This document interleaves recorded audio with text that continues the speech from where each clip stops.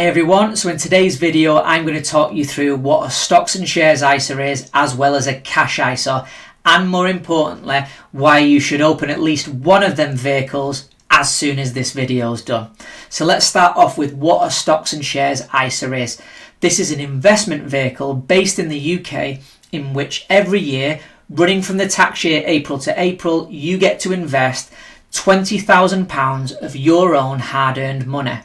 Now, what separates this from another vehicle, like a stocks and shares standard account, is that in the stocks and shares standard account, you will pay tax, capital gains tax, on any profit that you make in the particular shares or funds that you buy, as well as you will pay tax on the dividends above a certain threshold. If you do the exact same thing in the tax-free ISA wrapper, you will pay nothing. You can make a massive amount of profit if you flip shares. If you sell a share, you can keep all the dividend payments. And that's what makes this vehicle so important. If you haven't opened one, you need to open it. I can't emphasize that enough, and try and utilize this as much as possible. So we'll start with the cash ISA, because this is very simple to explain.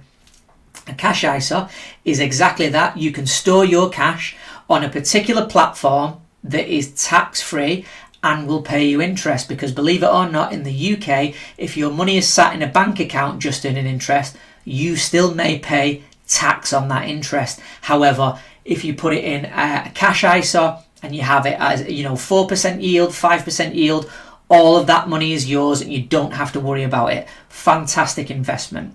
That particular vehicle sits at £20,000 right now, and it's going to change to £12,000 come 2027 due to recent changes by Rachel Reeves. However, we do know that the stocks and shares ISA is going to remain at £20,000 every year until the year 2030, when it's going to be reviewed again. Now, in the stocks and shares ISA, you can invest in individual stocks if you fancy your chances. You can invest in investment funds. You can go for bonds, trusts, various other vehicles. But essentially, so if you're fancying your chances, you might have a great idea of a stock out there that you think is going to rally, or maybe you just think it's a really strong stock and it pays fantastic dividends and you wouldn't mind collecting yourself a slice of those dividends for the foreseeable future. And ISA is the way to go. Maybe you think that there's experts out there, real good financial gurus and experts, who put together a basket of stocks called a fund.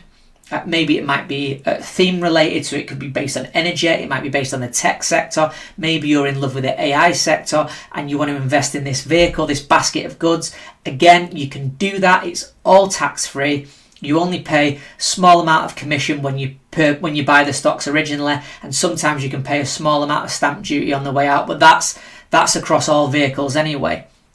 So as you can see, this, if you have enough money to invest, if you're maximising the £20,000 every year, you could see how you could do very, very well from this. So let's just say, for example, over 3 years, and you put the full 20 in, and just for example, you were going to go crazy and you're going to put all £60,000 into one stock.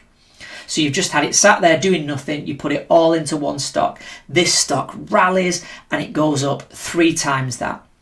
So you've got £180,000 where you take your original 60 back and you've made £120,000.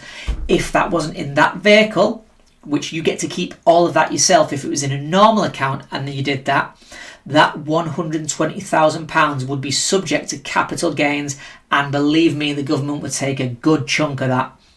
And it's the same with dividend payments. Why not build a big fat dividend portfolio using this tax-free wrapper and keep all of your own money? I personally recommend using ISA allowances. I think they're a fantastic vehicle. I don't think enough people know about them, or they seem scared about which platforms to use. Guys, there are so many platforms out there that you can use this, like Hargreaves and Lansdowne, AJ Bell. Just go into something like moneysupermarket.com or that type of thing, compare the market.